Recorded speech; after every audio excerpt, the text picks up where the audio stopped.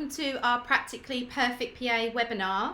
It's absolutely lovely to have so many of you with us today for what is going to be and what has proved to be a really popular topic. So I'm Nicky Christmas. I'm the founder and editor of Practically Perfect PA. And I'll be with you for the next hour, making sure that you learn everything you can to do with building the relationship with your executive. Now, as I said, I'm delighted to be joined by two incredible coaches today. They have absolutely done the work. They talk the talk, they walk the talk, all of that kind of stuff. And they are going to be with us for the next hour, sharing their strategies on how they've built their relationships with executives past and present, and how they go about working as a strategic assistant and a strategic business partner. Amanda is from Melbourne, Australia. Amanda spent many years working as a high-level assistant and is now the CEO of the EA Institute, which is an amazing training organisation for executive assistants in Australia and around the world. Amanda, it's evening there for you, so I know that you've got a glass of wine. It's Friday night and I know that you're good to go. Unfortunately, it's a little bit earlier for myself and Sherwin in the day, but let me introduce you to Sherwin as well. Sherwin is coming from Cape Town, South Africa, and Sherwin is a career executive assistant and last year won the EA of the Year for South Africa. So Sherwin, thank you so much for joining us as well, and for sharing your knowledge with us today. So we only have an hour and I really want to delve straight into this topic. So Amanda, I'm going to come to you first. We've got 3 strategies that we're going to share today in our webinar. So I want to come to you first, and if you could talk to us about your first strategy, that would be great. Much. Thanks, guys, and I'm so glad that you can hear me, because I really hope that this is going to be a really valuable strategy that you can implement. Now, certainly for me, when looking at this, I thought, what could I possibly give you in 10 minutes? And I thought the best way to really share something was certainly looking from my own experience, and looking at my own experience specifically as an executive assistant, something that I struggled with for a long time in my career as an EA. And yet it was probably the simplest thing to transform and change, and immediately had some pretty amazing results. So I want to start by sharing a little bit more of put yourself in this situation. I don't know if you've ever found yourself in a situation where your executives asked you to come with them to their office, or we've got things that they want to download with you, and you find yourself walking along after them with your notebook in hand, and you find yourself just writing, just furiously writing. In some cases, I say writing because for me, I'm a handwriter, even though, of course, I can type, but I found myself always taking a notepad with me. But for some of you, it might be typing. And either way, you find yourself furiously capturing word for word what they have said. Now, if any of you have found yourself in that situation, I'm curious for you to just say, yes, that has been me. Now, the thing with that is that when you're capturing based on what you're hearing, you're looking for tasks. You're looking for the things for you to do. You're listening to what they're saying, but you're listening purely from the perspective of what is it there that I need to do? What are the things in what you're saying do I need to go and do and take and handle? And the challenge with that is that, of course, in that moment, you leave the conversation. Your executive might say to you, do you have any questions? And your response might be, let me go and digest this. Let me go think about this, and then I'll come back to you with any questions. So you walk away from the meeting and you look at all of your notes that you've captured. It's a whole bunch of stuff, just words on a page.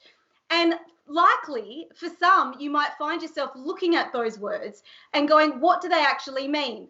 I don't know, but what I know I need to do is this, this, and this, and this. So the reason why I'm sharing this is that what we find is that for most parts in your role, you can be really effective operating in this way. You can be really effective capturing tasks, capturing word for word what they're saying, and then going off and doing your job. Now, what you often find is that you'll find is that when you come up against putting it into action, you might see yourself almost looking at a pixelated view of what there is for you to do. You've got this piece of information, this piece of information, this piece of information. And if you imagine a puzzle, it's like you're looking at a puzzle with all these different pieces. So you start putting the pieces together. You start looking for the pieces to fill that puzzle. Now, naturally, what might happen is that you find yourself, someone coming to your desk, or you find yourself missing a couple of pieces here or there. Let's say that you're missing a few pieces. You start taking action anyway, and then you hit a roadblock, a problem, a challenge. Maybe someone comes over to your desks and they ask you a question about a meeting that you're scheduling, or they ask you a question about an email that you sent out. And all of a sudden you find yourself not able to answer, other than answering word for word what your executive has said. Now, if anyone on here has found themselves in that situation, I'm curious to know, just say, yes, that is me. Now, it might have been earlier on in your career. It might be very well where you are right now. Now, the challenge here is that what we find is that for so many assistants, we're so busy trying to capture the words, the things that I need to do, that we're not taking the time to learn and understand what that thing means and understand the whole intricacies of that task.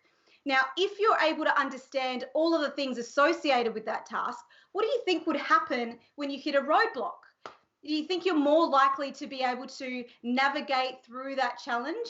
Yeah, you're going to be way more likely to be able to navigate through that challenge. So for me, what really happened for me when I was an executive assistant was that I found myself doing this far too often. I would capture tasks. I would capture all of the things that they would say, and then I would have someone come to my desk and ask me a question about something, and I was unable to really replay back in my own words, my own level of understanding, what I know or what I understood. And that became very limiting for me in my career. There was definitely an element of what I could provide that was super effective. But when it came to really being able to flex and move and be agile, and also be able to be more effective for my executive, that's where it became limiting, because ultimately what I needed was to go back to my executive to ask them for more feedback or ask them for more questions. Someone would come to my desk and ask me something and I wouldn't know what to answer, so I would go back to my executive and get more feedback. So here's the thing, I'm going to give you three different things to do here. In fact, there's going to be a fourth, but let's start with three things that you can do immediately. So the first thing that I want you to start doing when you find yourself going into those meetings with your manager or anyone, it doesn't necessarily just have to be your manager. The first thing that I want you to do, and this is going to sound really, really counterintuitive and almost, I don't know how I could do this, but I'm gonna challenge you to do it. And the first thing is for you to put down your pen or close your laptop. Now, here's why. This is something I say in all of my training. We do not learn by writing down. We learn by asking really good questions. And that's the second piece to this. If you put down your pen and you are fully engaged in that conversation, and you're in that conversation so much so that you are asking questions so that you are seeking to understand, all of a sudden you start getting a greater level of context. Now, if you understand why you're doing the thing, what's the purpose of it, what's the impact of it, why would you need to organize that person, why does that person need to be invited? If you understand all of the intricacies about that particular thing, you're going to be so much more effective when you leave. So the first thing here is put down your pen and start listening. And the second piece is asking really great questions. And asking great questions is going to keep you engaged, because the default, the pull will be for you to get out the notepad and start writing down furiously what you're hearing. So put down the notepad and start asking questions. And the third piece to this is replay back what you've heard. Now, it's not about replaying back what you've heard word for word. My husband does this really, really well. He's able to say back word for word what I have said to him. But when I ask him a question, he's unable to respond. Now, the reason for that is because if you can replay something word for word, you've heard, you've listened, but it doesn't mean that you understand. And listening and understanding are two totally different things here. So replay back what you've heard in your own words. So let me hear if I got this right. You want me to do this, and this is going to impact this, and whatever, and add whatever other thing you're going to put in here.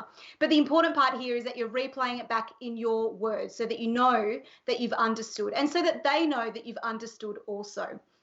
Now, the last thing to this, which really is just capturing it all in a nice little bow, is making sure that you do capture the things that you need to capture here, the key things. So once you understand, you'll find yourself not having to go back to your notes as much, but you will need to know the specific things that you need to do. So it might be booking this meeting, might be all that you need for your notes. Book meeting with so-and-so and so-and-so. Nothing else around that, because you've already done the work to understand the context around that task. So of course it's important to be capturing that, but you don't need a summary of all the things. What you need to do is start getting engaged in the conversation and asking more questions. And of course, replaying it back. So I trust that this has been a valuable insight, a valuable strategy that's going to make a real difference in you being able to create that stronger partnership with your executive.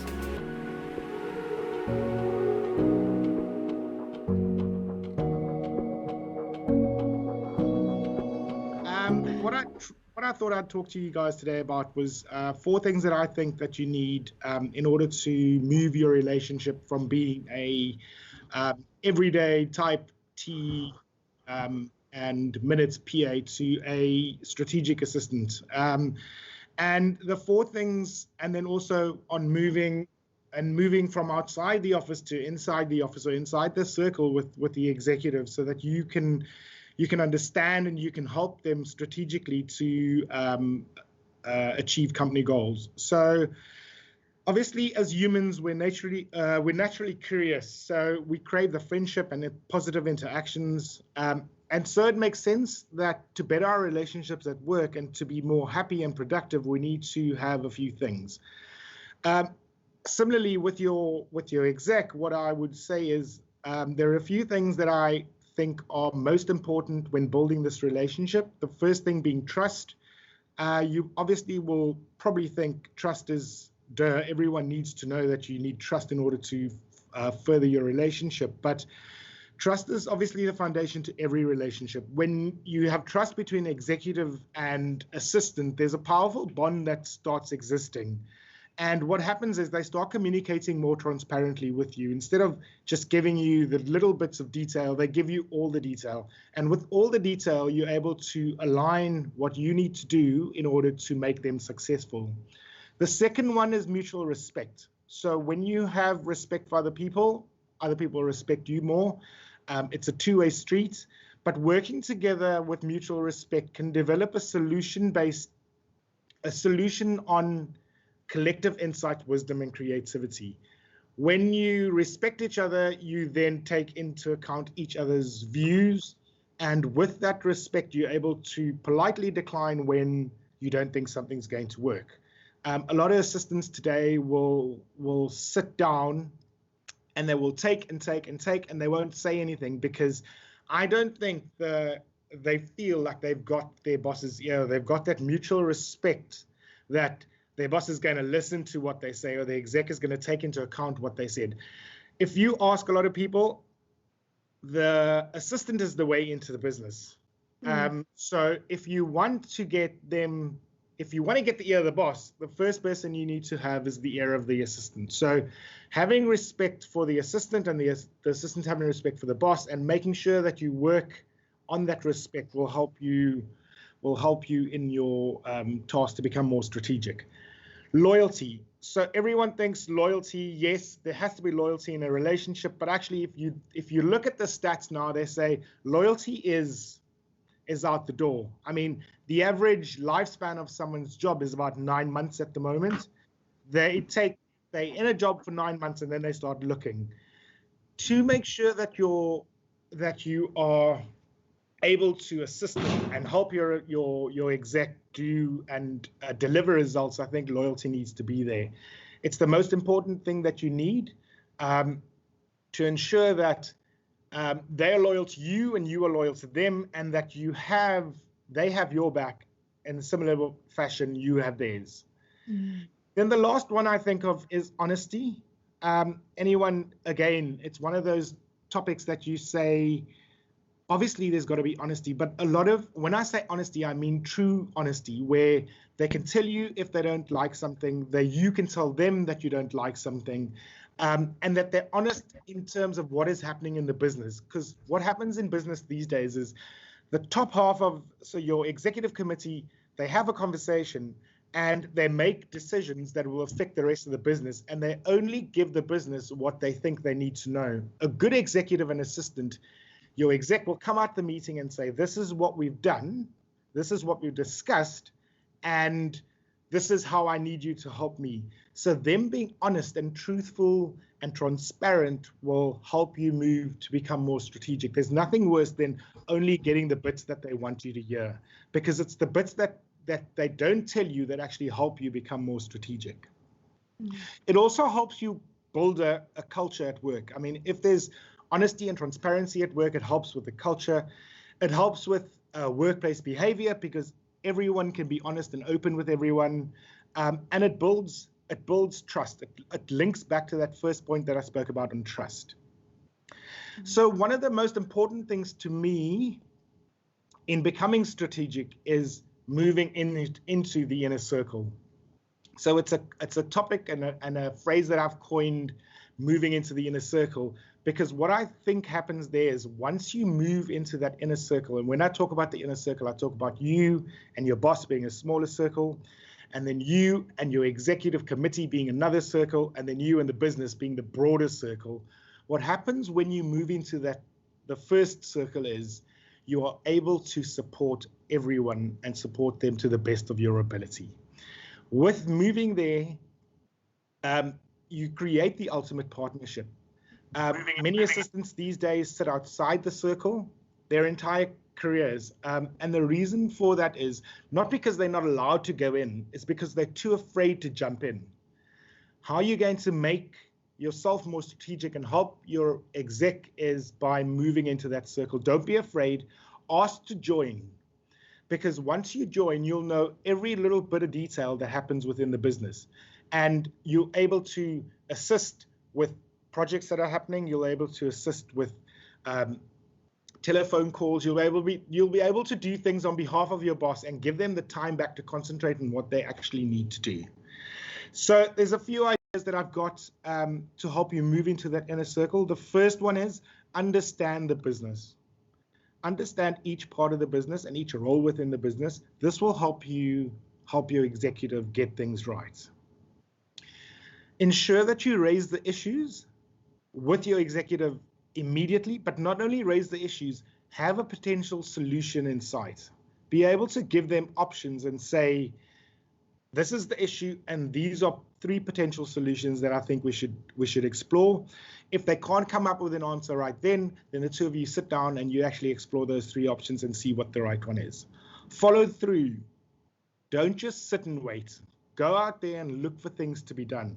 Go and check what the company needs in order to be successful. It doesn't only have to be with your executive. It could be with executives outside the space. It could be with managers, senior managers. It could be with lower level managers. As long as you are following through and helping other people, you'll help your executive be better.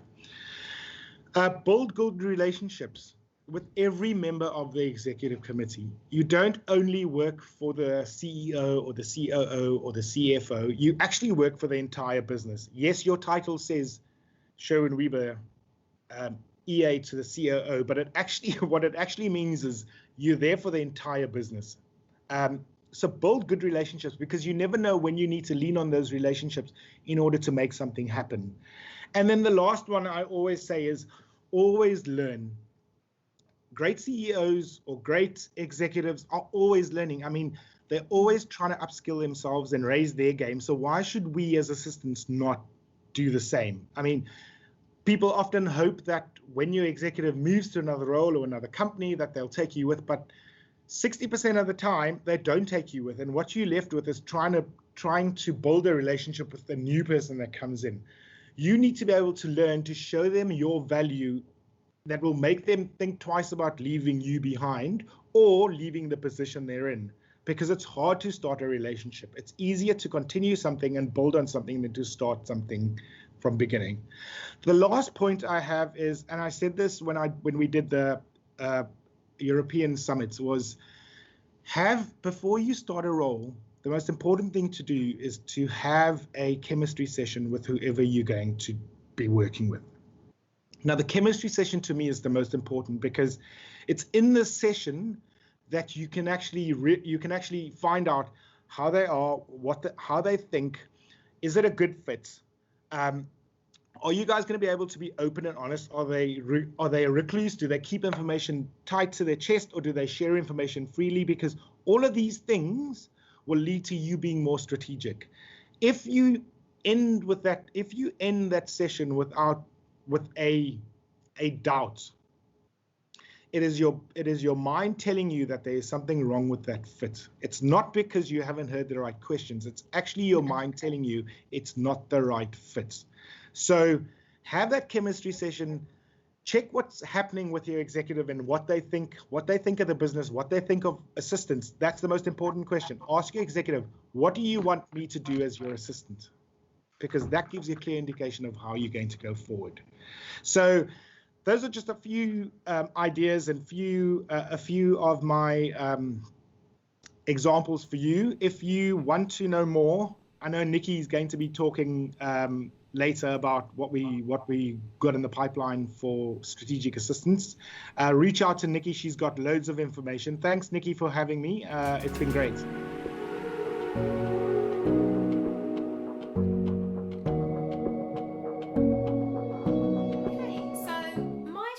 That I want to discuss with you all today, and again, as Amanda and Sherwin said, it's hard to take 10 minutes to discuss something that's so vital to the role, but I'm going to really pull together all of the strands that Sherwin and Amanda have discussed today and talk a little bit more around how you can get more involved in the strategy of the business, and as Sherwin said, really understand the business, because this is so fundamental to the role, to building the relationship with your executive, to building that rapport and ensuring that you know them and know them really well. Because one of the things I've found over the years working with executives is that so many of them live and breathe their job.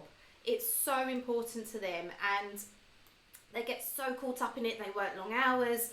For so many of them, it's their baby, it is their business. And they talk in a way that's so enthusiastic and so inspiring, but at the same time, it can be sometimes really hard for an assistant who is coming new, or maybe has been working for a while but has no kind of educational background in the area that their executive works in. It's really hard to understand, quite frankly, what it is that they're talking about sometimes. So I'm going to share some tips on how you can actually start to understand the business, understand your executive's work, and how you fit into that. So I've got a couple of slides that I want to share with you, and I'm just going to ask William to bring the first one up so that I can just get that point across. So the first thing that I do when I normally talk about being a strategic assistant is I share this slide, and it's got a lot of text on it. So I don't expect you to sit there and read through it in the next kind of 10 minutes. But the reason I share this slide is this is a job description that I've put together for a strategic assistant. And as you can see, there is a lot of stuff on there. A lot of stuff you already do, a lot of things that really great assistants and really strategic assistants do every day. So I'm just going to give you a quick 5 seconds just to have a look at that. But as you can see, I've circled the area that we're going to concentrate on in the next 10 minutes.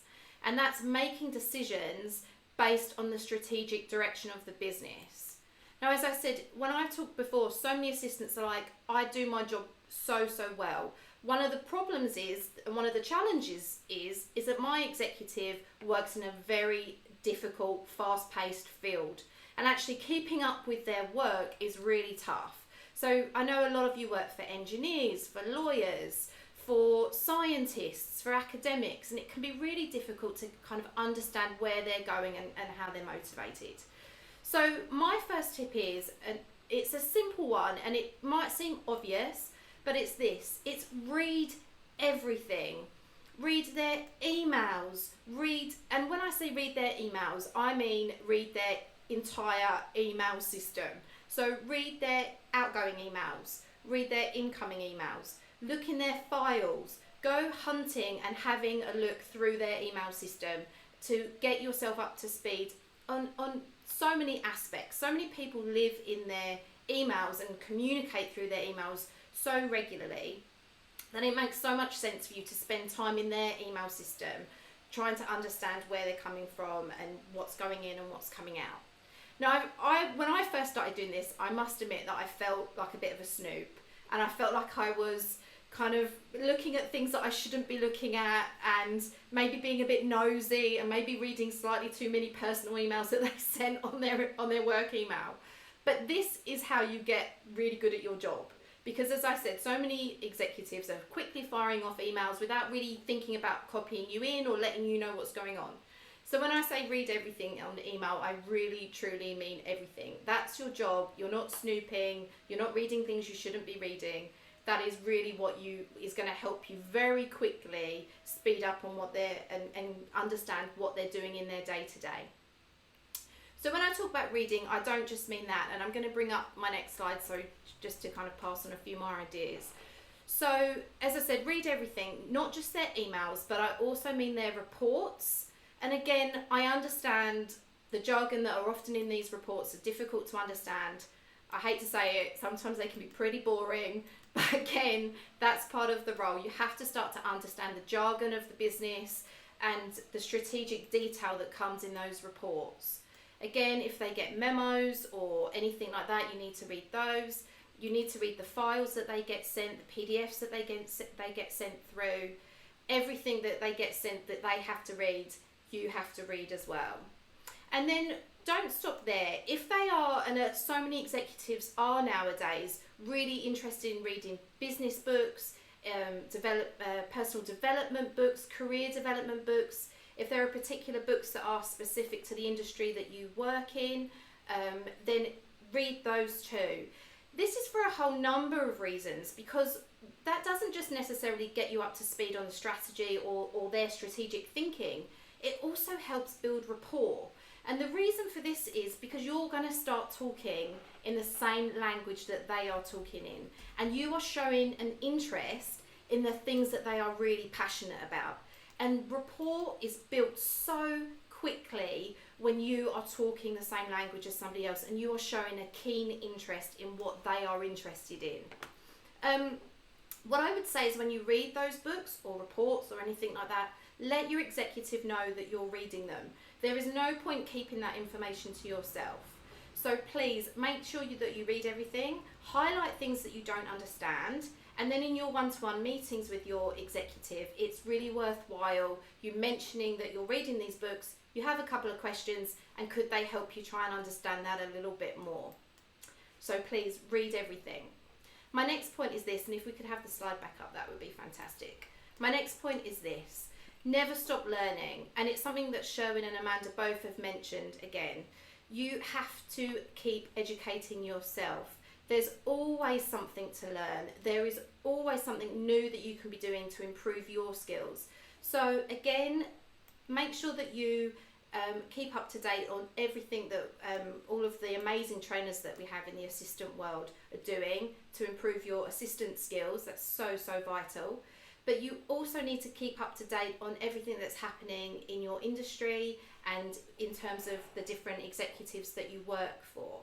So again, for an example from my past, I used to work in insurance, and when I first worked in insurance, the jargon was unbelievable and I just didn't understand any of it.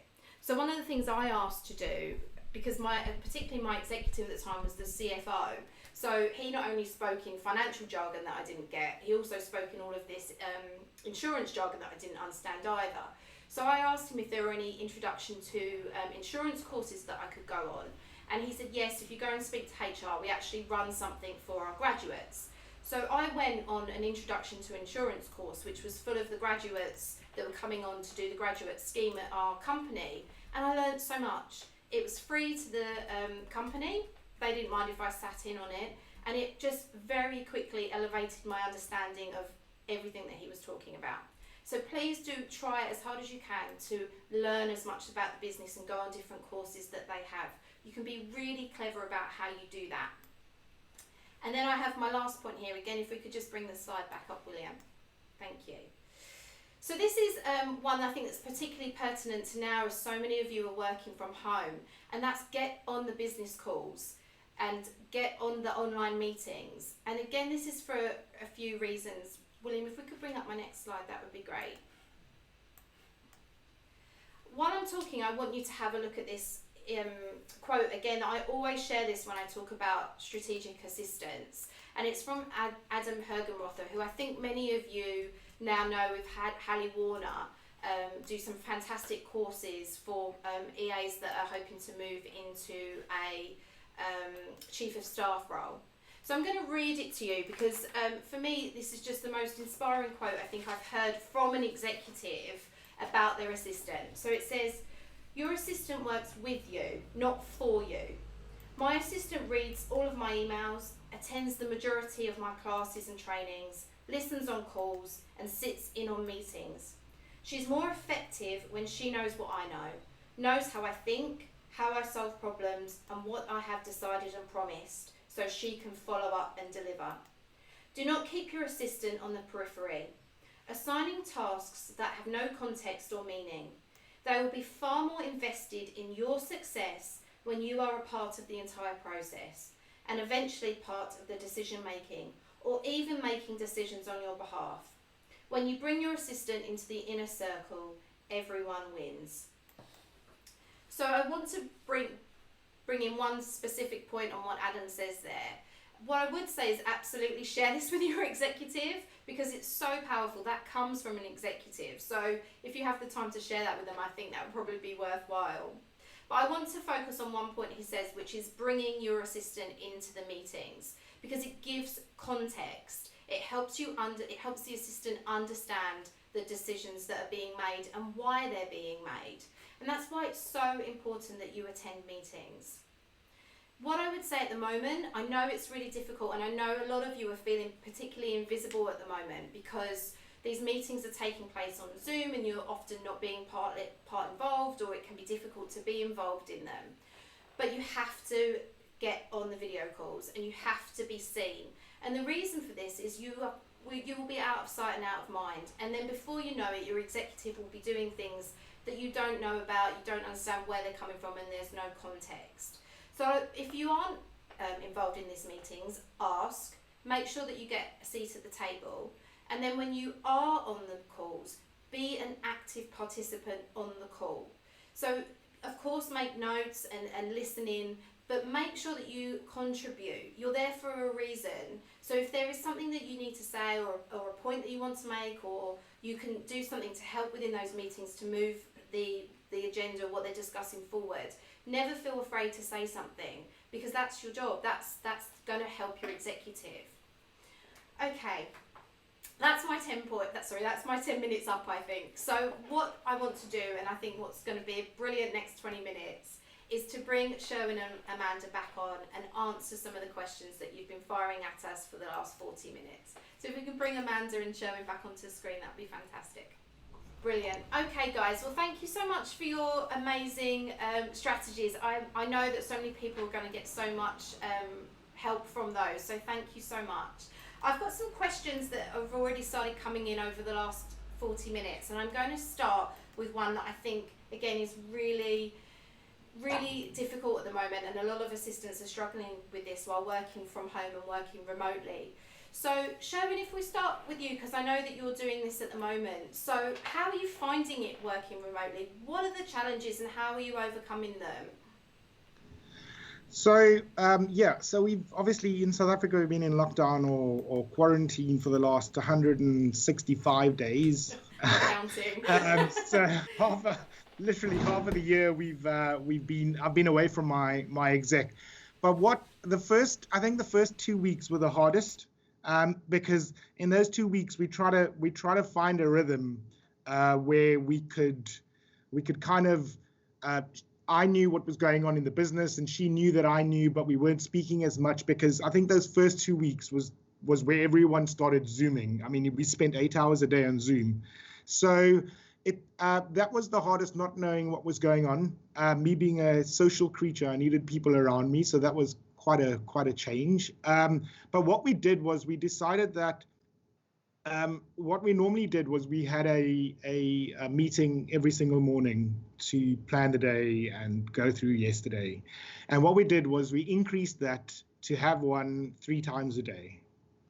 And a lot of people said, why are you meeting 3 times a day? What do you need to speak about? I mean, a lot of the time, the middle session over lunch was not really a catch-up, was more really a vent, or I need you to do X, Y, and Z. And that's the way we decided we'd work, was that we would inform each other of every single thing that was going on. And I sent out an email saying that every time my boss is invited to a meeting, please to invite me as well. And I try to attend this, like you said, I try to attend as many of those meetings as I could, because I knew that knowing what she needed to do, I could help her remotely get those tasks done. Absolutely.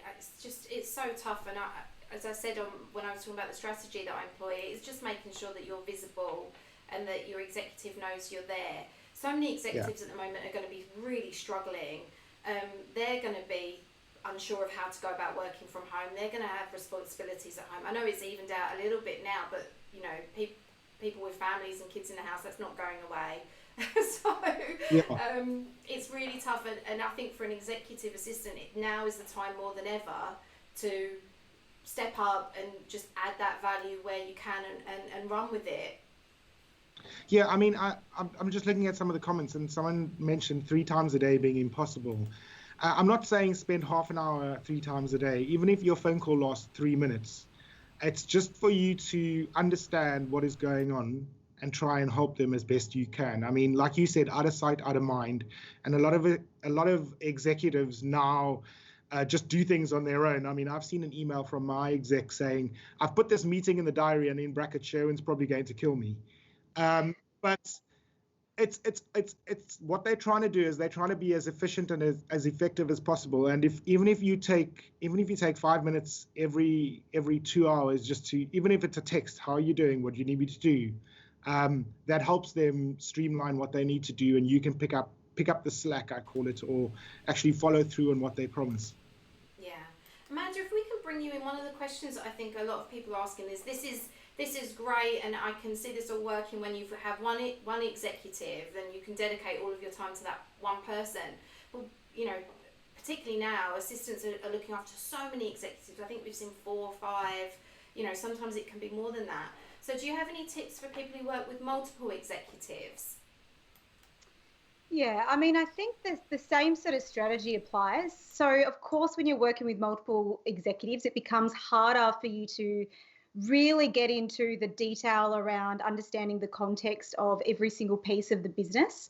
But I always say that when you're working for multiple executives, it becomes about understanding the business strategy far more deeply, because if you understand the business strategy, you're able to prioritize your effectiveness or your tasks with the 4 executives based on what are the mission critical things of the business. It no longer becomes, oh, well, this person is my favorite and I want to give that person more time. It becomes more around, what does the business actually need right now? So when you've got more than one executive, it always comes back to knowing that the organizational structure. What are the mission critical things for the business to run effectively? And making sure that's really where your focus needs to be, learning that, understanding that, and then, of course, drilling that down, filtering it down. Something we talk about in the strategic training that we're starting to collaborate to get together on is this exact same thing. And it's really understanding that high-level perspective so that you can drill it down, understand what each of those people are responsible for inside of that larger level, that higher level strategy.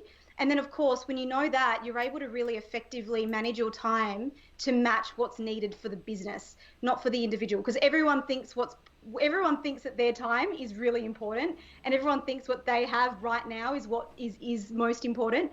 But when you're able to then reference it back to, actually, this is needed now because it actually falls inside of this project, which is a business critical item, they're less likely to rebut that, because you've taken the time to understand, and you actually have a fact around that. It's not based on, well, I'm going to do this extra task because I like this person more, which, as much as we don't want to admit that might be the case, it often is. It's someone that we gravitate towards who gets the most time. So that would be my tip around that. This is where understanding the business strategy becomes critical. Yeah, I completely agree. Absolutely.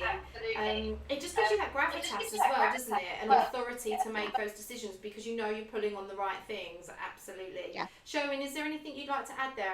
I know this is a popular question we've had. Yeah, I mean, I support multiple executives, and I think what I normally try and do is, if you, like Amanda says, if you can properly articulate what is mission critical, and you can explain to the rest, this is where I'm spending my time and why. You shouldn't have the argument of why are you spending more time with X than with Y, or with whatever the case is.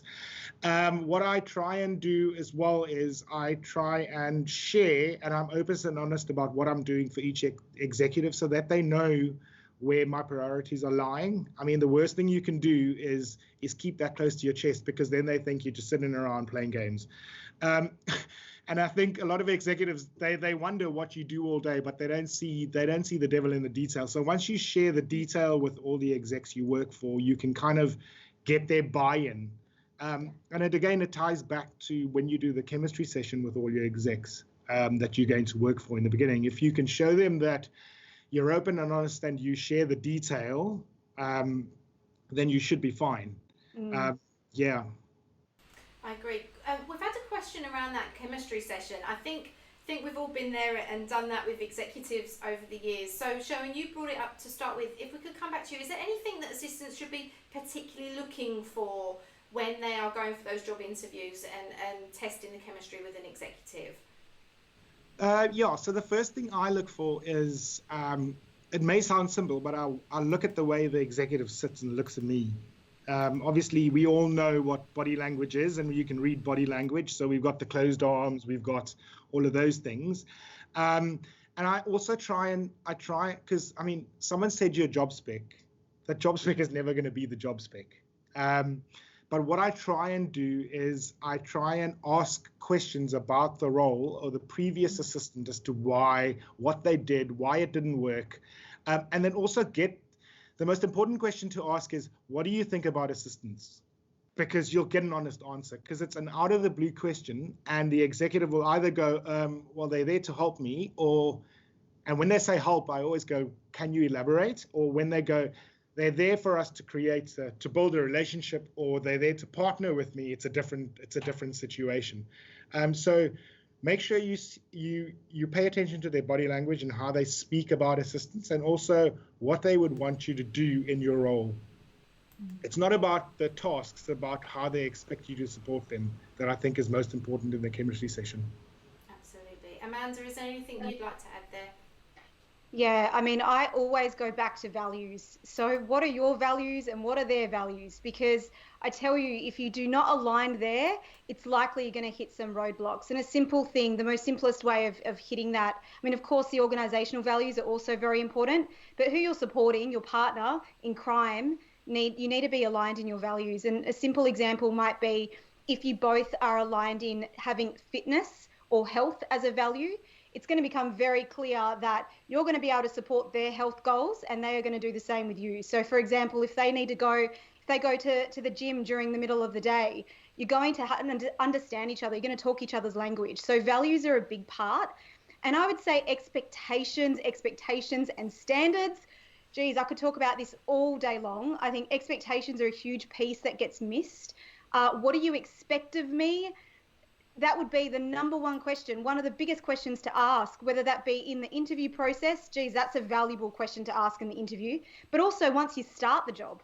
I think if you can do it in the interview process, you're setting yourself up really nicely, because not only are you very clear around what they expect of you, you also have an opportunity to really see whether that is something that you want. So sometimes they have an expectation that you are going to be available 24/7, but that never gets communicated in that early stage. And then, you find yourself in the role and 6 months later, you're going, I am just not enjoying this. It wasn't in the job description. Like Sherwin said, we know the job description is, you could almost throw that away because it doesn't really mean anything a lot of the time anyway. So expectations are a big one. Values, standards. What are the standards that you have for yourself? Being clear about that with them as well. But yeah, I would say expectations and values probably show up as two big ones that I would recommend here. Yeah, I completely agree. I think as well, just to add, it's also worth just bearing in mind and listening to the language that they use. If it's very, as Sherwin said, if it's very, you're helping me and you're doing this for me compared to you're doing this for the wider business, this is where you'll fit in, this is how I'll be leading it and how you'll be supporting, that I think gives you some understanding of how they think about assistants and where they think the role sits, for sure. Okay, let's have a look at some more questions that we've got. This is a good one. So I've made it into this inner circle. I've got a very good strategic relationship with my executive. The challenge that I'm having is I'm at the table, I'm in the meetings, but I don't have that confidence because I still feel like I'm just an assistant. So Amanda, if we come to you, have you got any tips for overcoming that confidence piece, or building that confidence? Yeah, so many, but I think the immediate thing that I actually just spoke about this week, which is crazy. I think there's two things that immediately show up for me. The first thing is that we often focus on what could be what could be the impact of us speaking. So we worry about judgment. We worry about what might someone think about us in speaking up. We worry about that we might look stupid or that we might not know enough. That's always going to be the first immediate response. But what we often don't focus on is the consequence of not doing the thing. Confidence doesn't show up when we're waiting or when we're doing something. Confidence is an outcome. And I always find this really fascinating, this whole this conversation around confidence, because it's one of probably the number one thing executives say that they want, more confidence. Certainly something I experienced. And the thing is that confidence only comes when you do the heavy lifting. It's like saying I want to get more muscly, but I'm not willing to go to the gym. Well, you're not going to get muscly. So you have to do the work, and doing something like speaking up is building that muscle to build that confidence bank. The other thing, so really focusing on the consequence, because I know for myself, there'd be times that I'd be in a meeting and I'd have something really good to say. And then, of course, the person next to me, I wouldn't say it. The person next to me would say it. And then I would beat myself up for not saying it, which would make it even worse. So not only was it bad that I didn't say it, someone else said it and I could have said it. And then all of a sudden I start really being negative on my own self-talk, which then just, makes me lose confidence even more. So I think understanding that what's the impact of me not speaking up and focusing your attention there, because that will least lead you to maybe take that first step. And the other piece that I would add here is preparation is key. So if you do the work to prepare yourself, then in those moments, in those meetings, for example, if you know that every single time you do around the table, around the grounds with your executive team where everyone shares something and they always come to you and you don't know what to do, have you done the work to prepare? So prepare as much as you can, whether that be reading all of the documents or the articles or whatever it is that meeting is. So whatever context you need to get yourself inside of, so that when you're in that meeting, you can talk to that conversation. So preparing and also really focusing on the consequence of not saying something. I think that's the two areas that I would really focus on here. I completely agree with that, and that's something that I employed because my confidence was so low at certain points in my career. But I did exactly that. I just made sure I came to every meeting that I attended so over-prepared. And it took a lot of work. There's no denying that. When you do feel unconfident, it's a lot of work to just kind of get yourself to that point where a lot of people are already at that point in the room. But I think it helps so much when you come in and you've got your notes and you've thought through what you're going to say and you've got the couple of questions that you're going to ask. I think that really, really helps. I want to take just a couple of minutes. I think we've got about 5 minutes left. So I'm going to just ask a couple of questions first. I know we've got some more questions to get through. So I know, Sherwin, Amanda, it's getting late there for you, and I know, Sherwin, you've got a full-time job. But I think if we stick around maybe for 15 more minutes, we can get a couple more questions in. So if you guys are okay with that, everyone let us know if you want us to ask a few more questions. But while we're waiting to hear that back from people, I do want to share the really exciting news that we have, which is we've been working on this course now for, it feels like forever because we took a break during the pandemic, but the three of us have been working on a strategic assistant course. So I want to take 5 minutes talking to you guys about what this course involves. And if you like what you've heard today, if you've learned some things from us, then please do. We would love for you to join us on this online course. So I'm going to just talk to you briefly about what this course is. So it starts in September. It's called the Strategic Assistant, and it is a 12-week online course. Okay, so what we're going to do is every week over those 12 weeks, we are going to release a new module for you guys to work through. So we are envisaging that you will spend around 2 or 3 hours a week working with us on building that relationship with your executive. William, if you could pop the slide back up so people can see the detail, that would be great. So what we, as I said, we will be working on it we will have you for 2 to 3 hours per week. We are going to release one module per week over those 12 weeks, all of them very detailed, all of them looking at different elements of how you build the strategic assistant partnership. One of the real true benefits of this course, and I love this about it because I know how busy you are, but once those 12 weeks are over, you have complete access to the content. So if you maybe miss a week or you can't quite dedicate those 2 to 3 hours per week, you get the chance to go back and spend as much time as you want on the content, on the course, revising everything, looking through everything, watching the videos again. You have complete access to that course. Now, this is the first time that we're going to run this course, but we are also planning to run it next year, the year after. I've got such high hopes for this course. I think it's going to prove popular for a good few years to come. If you join us on the course this year, you will be able to redo the course every year that we run it. So you have a lifetime access to this course. We'll always be adding new content, updating it, but you will always be a student on the course. So it's incredibly good value for money as well because you have lifetime access to the course. I do want to share with you that we have an amazing offer for you today for joining us on this webinar. We are offering you a 30% discount on the course if you book in August, and we are going to share the code with you on the chat now. We also have a business case that you can pass on to your boss if they know that you're coming today and they know that you're invested in the relationship. This should be an easy sell for them because this is going to make them much more successful in their role. So we really hope that you can join us on the online course. I really hope that you found value today and that this is something that you want to continue to do. Sherwin, Amanda, why don't you come in and just let us know some of the things that you're doing on the course that are going to add so much value for the assistants that we have today. Sherwin, if we start with you. Cool. So I'm going to be focusing on how to move from outside the office to inside the office to inside the meeting to raising your voice inside the meeting and talking up and asking questions. I'm going to talk about honesty, trust, loyalty, and all of those good things. I'm also going to be talking about what else? What else do I have on that list?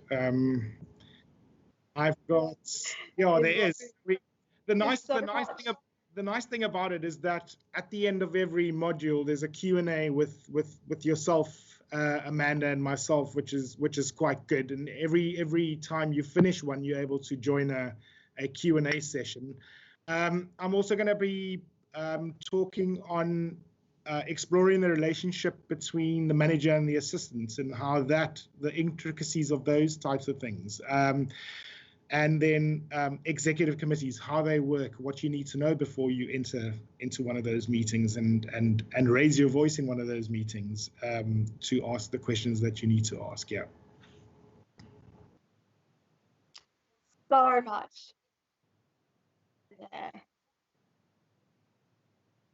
Yeah, I mean, definitely. I think there's so many things that I could say that I'll be covering in there. But I think, mostly a lot of the stuff that I'll be focusing on is really how to have you think differently.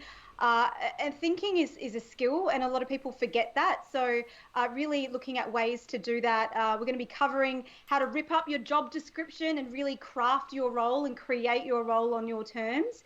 And of course, we're going to be looking at industry context, how to understand industry context and how much that will change from moving from that tick box administrator to really being that strategic partner. So there's just heaps of goodness. Questioning, really great questioning techniques. What's really great is that the way that it's been structured is that it's not just presentations. There's webinars. There is speaking like this. There is podcast episodes, like audio as well. So there's definitely different ways, because I know that we all learn differently, right? So some of us learn better when we're looking at something. Some of us learn better when we're hearing something. So knowing that's all available, including some worksheets, it's just unbelievable, incredible value. And how generous, 30% off, unbelievable.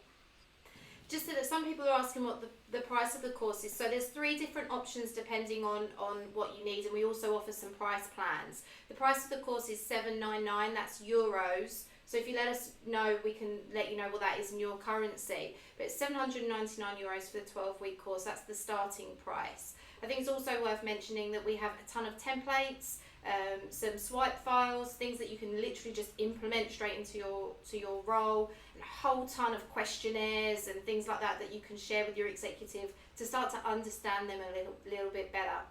So I know we're running out of time. I do want to just do 2 more questions, because I know that people are busy, but we had so many questions. I want to try and answer as many as we can. One of them, again, and we're going to be covering this in the course, is I'm just trying to find it again now. I think it's around building trust. As one of the assistants has said, I feel like I'm being watched a lot, and that they're just waiting for me to fail or mess up. Have either of you had any experience with that, where you felt like your executive maybe doesn't trust you or doesn't quite have your back? So, Sherwin, why don't we start with you? Is that something you've had before, and how have you overcome that? I think, yeah. So I think every assistant in their career has gone through that phase. You get that you sit at your desk and you almost have the hair stand up at the back of your neck going, they're waiting for me to fail. The one thing I did to ensure that, I mean, yes, I did fail. There were times where I didn't deliver things. There were times where I delivered the wrong things.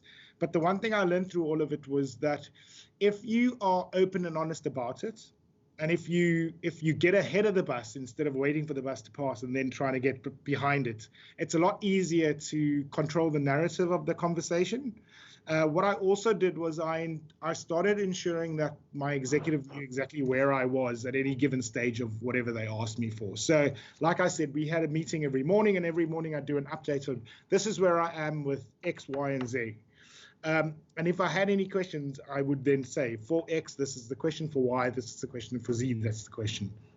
But I think as soon as the more you communicate, the easier it is to get them to trust you.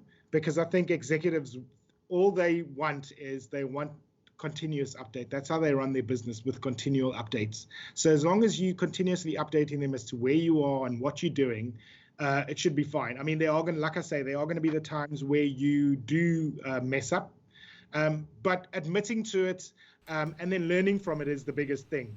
And then making sure that they know that you've learned and you've grown from it. And together you can get over anything.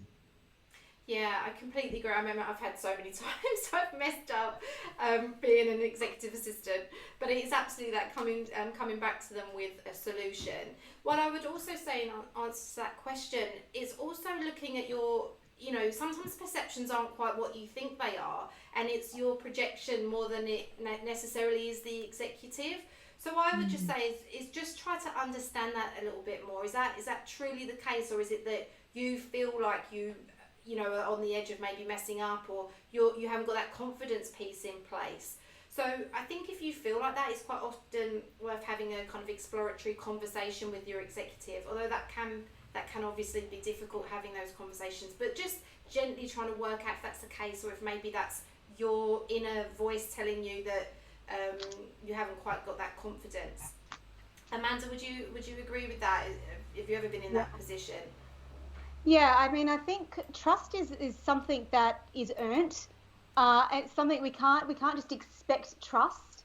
And I think that there are a few things that show up immediately. There's something I actually talk about in the training that we're doing together, which is around how to create that really strong partnership with your executive. And there are a few different pillars around that ultimately build that trust bank. I think that the first thing that shows up immediately is being in communication, so sharing a lot. In fact, oversharing, because a lot of the time that trust isn't there. And I think there's so much to this. a lot of the time that when there isn't trust, it's not nothing that you have done. It may have been that they've had a bad experience in the past. And unfortunately, they're bringing some of that default with them. So there's a little bit of extra work that you might need to go through in building that trust with them.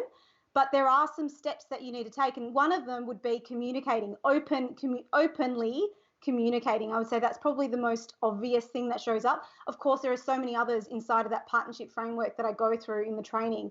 But that's probably the most, the one that shows up for me right now. Yeah, completely agree. Trust, as you said, you have to show up and you have to be consistent. I think that's absolutely vital when it comes to building trust, because it does get to a point, and it's amazing when it happens, when you are in complete sync and your executive has given you work and they know it's going to get done, and they kind of almost, I hate to not quite leave you to it because you do need to have that constant communication, but they just know that the job's as good as done and they can move on to something else. Just having that synergy when you get there, it's amazing how you fly together. I think we've got one last question before we have to wrap up, so let me have a quick look. Okay, again, I think this is something that quite often happens, and you know, it can be so disheartening, but what happens when you work with an executive who doesn't celebrate the successes? How do you overcome that when you work with somebody that's, I guess, quite demanding and doesn't appreciate the effort that you make, doesn't understand that reward and recognition piece? Amanda, any thoughts on that one? Yeah, I think that the reward and recognition is really interesting because it definitely comes down to a personality type. Some people will over reward. In fact, they reward for everything, and for others, they don't reward at all. I think that immediately what shows up is that knowing how they actually communicate that they appreciate you. Some people expect it to come in a certain form by maybe them saying you've done such an amazing job, but others might do it in a different way, and really understanding how do they actually appreciate you. So it could be that they give you the afternoon off, or they ask you to they give you a little bit more access to their emails or their filing structure. Those little things we look at, some of you might look at it and go, oh, they just completely ignored something that I did, and really I want them to acknowledge that. But sometimes it's coming through different cues. So, something that really shows up for me right now, I don't know if anyone's familiar with love languages. Yes. Love languages. Yes. Yeah. I love it. You can throw that across everything here. And I think that understanding what are the ways that your executive recognizes you is really critical part here, because they may actually be doing their part by recognizing you. It just might not be speaking to your language. It might not be speaking to the way that you want to be recognized. So you might prefer them to say words. You might prefer them to do things for you. Understanding what that is, I think, is really important. And I'm saying love languages. It is a book around relationships, but there is a relationship that you play with your executive. There's that partnership there. So I think understanding that's probably the thing that shows up for me there, because I know so many times in my career I've had executives that have not appreciated me. At least I felt like that. But in hindsight, looking back, they actually did show cues that they really valued me. And an example of that would be when I would say that I was resigning, especially one shows up for me the most. And I told them that I was resigning, and I thought there is no way he's going to care, because he doesn't appreciate me, he doesn't like what I do, clearly, because he never tells me. And he was devastated, completely devastated. And in fact, now he still talks to me, reaches out to me. And I think that's a sign of there were so many things that he was doing to show that he appreciated me that I just deleted and ignored. So I think that's what shows up for me around that one. Yeah, completely agree. Sherwin, is there anything you'd like to add there? Yeah, like Amanda said, different people obviously show their appreciation in different ways. I remember I used to have a boss who wouldn't say a word. You would do things for him and he wouldn't say a word. You would put things down, it would done perfectly. All he'd have to do is sign it and send it off, and he wouldn't say a word. And his way, like Amanda said, was he would slowly, in the beginning I wasn't allowed his emails, but he'd slowly start allowing me in to see more and more and more and more. And to me, I took that as, wait, that's a little gain, that's a little gain, that's a little gain. And at the end of the relationship, what we actually had was we had an open and honest relationship where I could ask him anything. He would tell me everything. And that was his way of showing appreciation. He didn't reward. There wasn't any monetary reward or gifts on my desk. There was no Secretary's Day gifts, not that I'm a secretary or whatever the case is, but there were no gifts or monetary recognition. It was all little bits of access and knowing him on a deeper level than before. Where I had another boss who, like I say, every time, like Amanda said, every time I did something great, there'd be an email out saying, Sherwin did this and Sherwin did that. And you'd be like, I didn't really need that. But that's their way. They're over the top.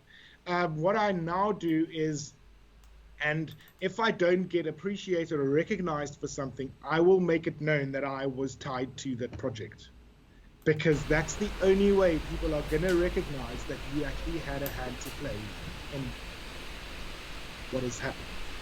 And a lot of assistants probably sit back and go, there's no way I'm going to put my hand up and say, well, I helped with that. I say, go ahead and do it, because that's the way people know they can ask you for things further down the line, and they don't have to worry about it being one-dimensional, only one person being able to do something. So, yeah. Brilliant.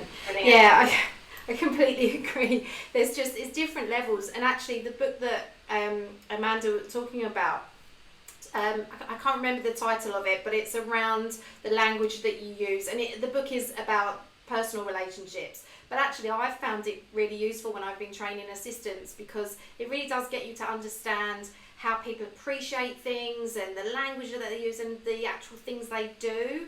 And actually, it's really helped me encourage my other half to unload and load the dishwasher. So I can, just in general, the relationship language is really good. It's a great book in general, and it is called The 5 Love Languages. I can't remember the author though, but if you look it up, there are quizzes that you can do online. It's brilliant. Thank you so much for your time today. I hope you enjoyed the webinar. Have a fantastic weekend, and I will be in touch with you soon.